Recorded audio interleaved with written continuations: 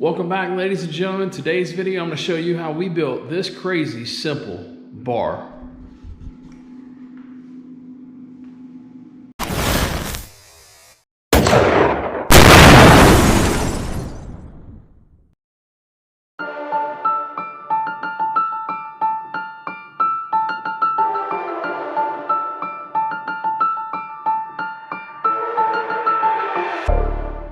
We're going to make this a 2-video series. In this first video, we're going to show all the construction components that are needed for this bar and how simple it is to build this main frame. We're going to show all the skinning of it, and we're even going to show you putting the countertops and stuff on that we used. But I'm not going to show you the epoxy in this one because it gets too drawn out. We're going to save that for the second video. Let's get to it. So the first step is designing this thing.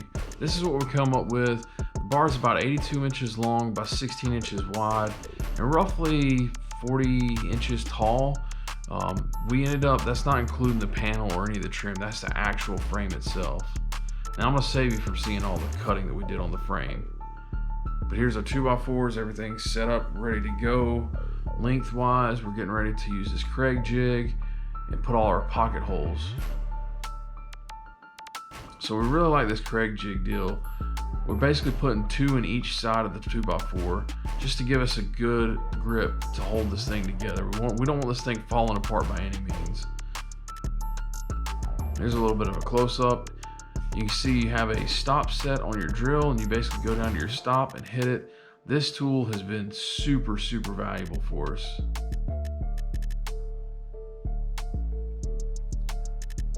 Alright, so there's what you actually come up with. You've got 2 pocket holes in each end of these 2x4s, and we're ready to start going. We're going to use these 2.5-inch long Craig screws and get this thing built. Alright, so here we're getting this frame, getting ready to start laying it out. Really just getting us a clean surface to work with. What you're going to notice is we're going to actually use 4 long 2x4s on this first side that we're going to do. The reason being, we've got a tiered top. So we have our main bar top that's sitting at 42 inches. And then we have our, I guess if you want to call it our preparation top, that's at a standard counter height at 36 inches. So only the back portion and the sides are going to have the very top bar in it.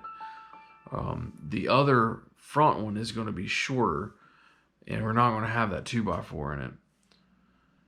So here we're just quadruple checking. You can never check too much to make sure you get your dimensions right. We want to make sure we got an even split all the way across. That way it makes sure we have plenty of room for anything we want to put in there.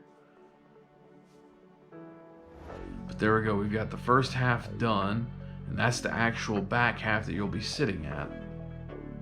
And here's the front half, and this will be the side that you're actually just going to be preparing all the drinks at. But the same process, same screws, same everything. The only thing you're doing here is leaving the very top 2x4 out. You know, using these pocket holes really make this pretty quick and very easy. All right, here we're starting to put our tie-in pieces together.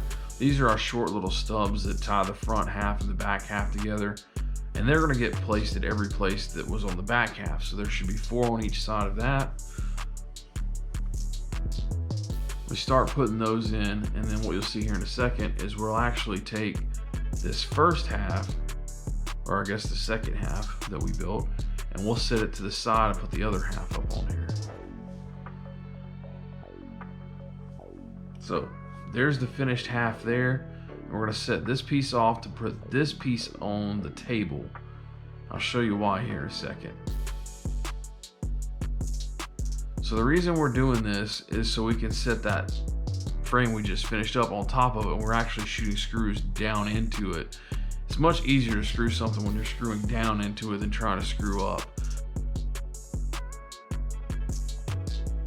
I mean, honestly, this base is nothing more than 2x4s and a bunch of Craig screws. That's it.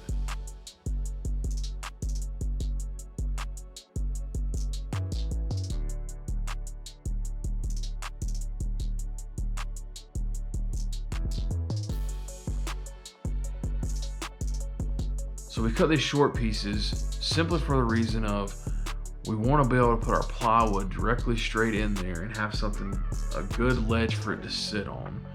And so we've come back and added these pieces in there to really give us something to hold it.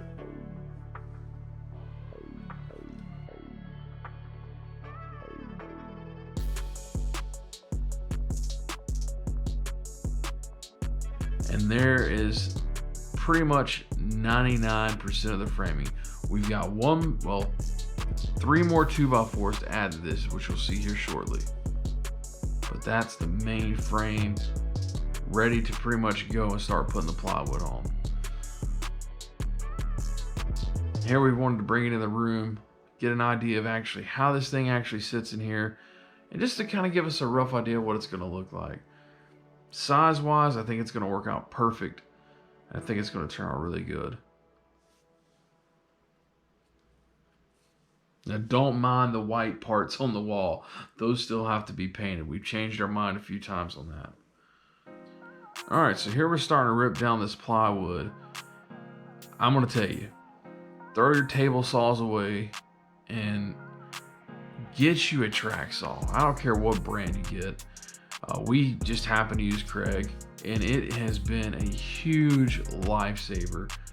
It is so easy to be able to throw a piece of wood up on this, here. We've got basically a spool sheet that we just throw up on sawhorses, and we can cut all of our material down right there. And it's not trying to fight and hold this thing up and, keeping it down and worrying about kickbacks. The track saw is the only way to do this stuff. Really, really happy with it. So the way I designed this and laid this out, it only requires one sheet of plywood, and then the rest of it is 2x4s. You're gonna have some 1x4s, some 1x6s, and then whatever your choice is for the top. So here you can see with all the plywood on it, this is how it kind of lays out.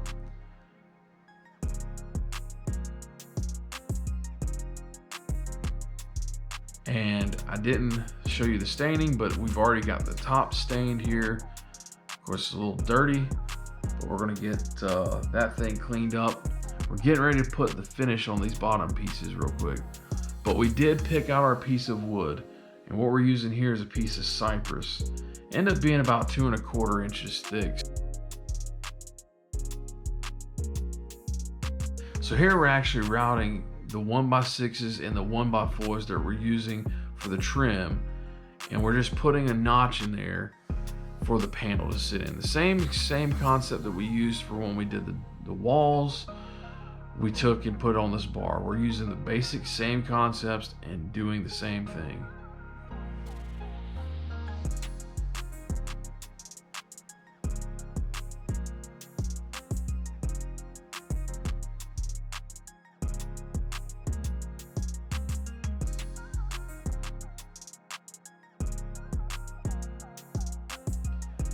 Now, the one thing you'll notice, these are a little bit deeper than they were on the wall. All right, so this is pretty much with all the paneling on there. We still have to put the 2x4 down here at the bottom. The reason being, it serves two purposes. The first is we need something for that panel to hit against across the backside. We're using 1x6 trim down there, and there's nothing for that panel to hit against. We want to make sure we've got something there for that panel to sit against. The second reason is if we ever decide to put any type of footrest or foot bar on this thing, we've got some meat to screw to. So it's a quick, simple 2x4. We're just going to put some pocket screws in it and be done with it. Call it done. But you can see we've added plywood to the sides there. Now here we are getting ready to put the finish on. So we've got the plywood on the sides, we've got the plywood on the bottom, the 2x4's back there. This thing's ready for clear. Now we're only clearing the light colored parts because the top is going to be epoxy. I'm going to show you that whole process in another video.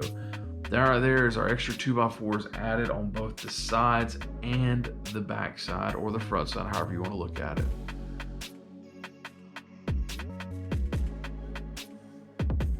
This is the same stuff that we actually used on the trim inside the game room. Turned out to be a very good product. or has seemed to be a very good product, put it that way.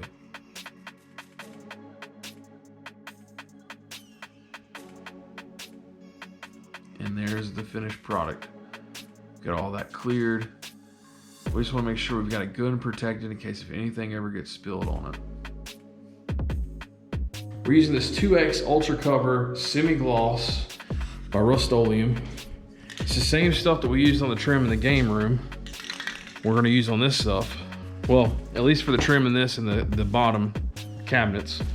The top up here, we're not doing with this. We're going to go back with epoxy, which we'll do later in the video.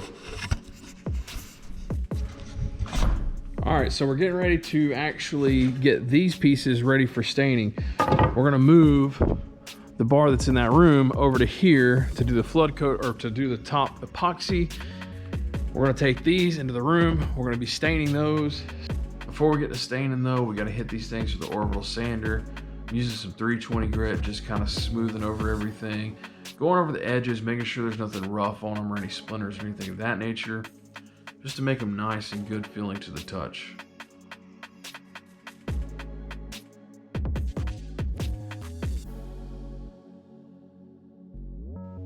And you see I had a couple pieces that were already pre-stained. Those are from the previous batch. I'm gonna still get the clear off of them. And if I do go past the clear into the stain, then we'll touch up the stain. But not a big issue.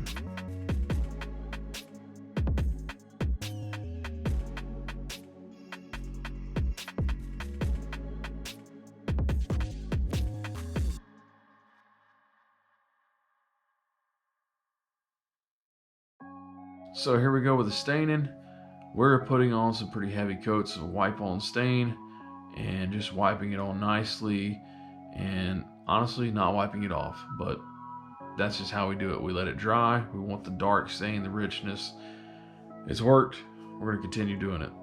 But there is mostly the finished product. We still got to put the clear on it, but it's the same process that we did earlier, just onto the trim instead.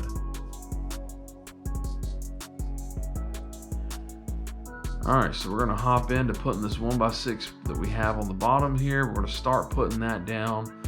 That's our base, and our panels are working off of that, our top trim.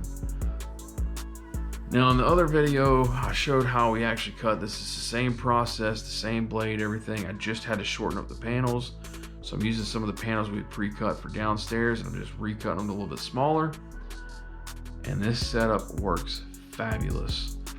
I mean, it makes quick work of these panels and gives you a super nice finish, very straight. Definitely the way to do it.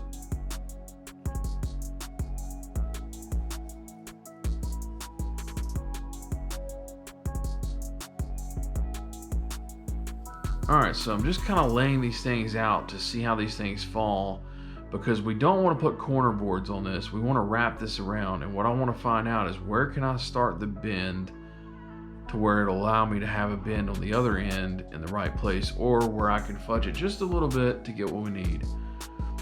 So here we are. I'm just once again bending it by hand, getting it bent to the 90 that we want. Just kind of checking everything. Going to go down through here and make sure it looks like it's all laying out like it should, and bending this last panel where it needs to be bent. See here, back to the old push and shake. I don't know, the push and bend. Push from the bottom, bend with the top. Got that wrapped around like we want to. So now I come back and I put a small tack nail at the very top just to hold them in place to keep them from falling while we get this trim put on there. But before we put this top trim, there's something pretty key that we've got to do. So before we can actually put this top trim on, we've got to put our mounts that we're going to use to hold the top on. In this case, we're just using a standard angle that you could find at Home Depot or Lowe's for framing.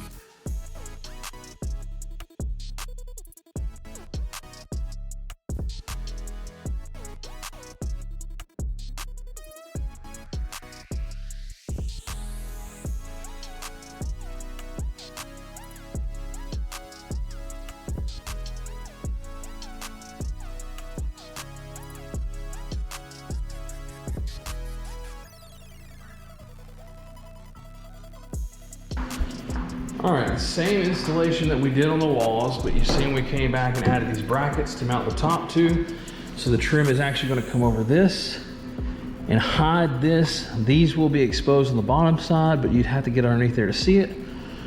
But we've got 4 across the front, 2 on each end. Now over here, we had to flip these around because the overhang on this side is nowhere near as much as it is over there. So we had to make sure we flip these around so we don't have it sticking out too far. Same thing, tack nail these at the top just to hold them in place. But we've got the same rounded channel that we did before, just like we did on the walls. So here we go with the last little bit of trim up here. Knock this out. Now you'll notice right here, I kind of flattened that edge out where this panel goes up underneath the trim there. Just kind of bend it a little bit to try to make sure it, get it a little bit flatter if I can. So here you see us putting that third piece in, simply because the panel, the way it laid out, we needed to add that one in there just to kind of give it the right depth. Putting our corner boards. Now you don't see us putting the 3 backboards in there, but they get put in later. All right, for securing the supports to the main piece here, we ended up using these GRKs. They're number 8, 1.5, and we've got those screwed into there. But this will allow us to screw the top of these outer edges to kind of keep and hold it in place.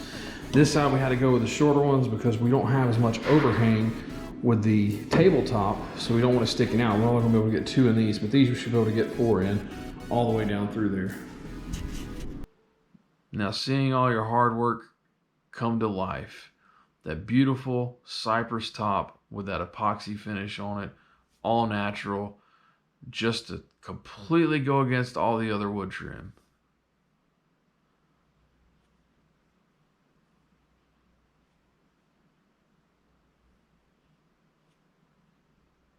There you have it, folks. Here you can see the backboards on there trimmed up, stained to match properly. Super happy with how this has turned out. So stay tuned for the part 2.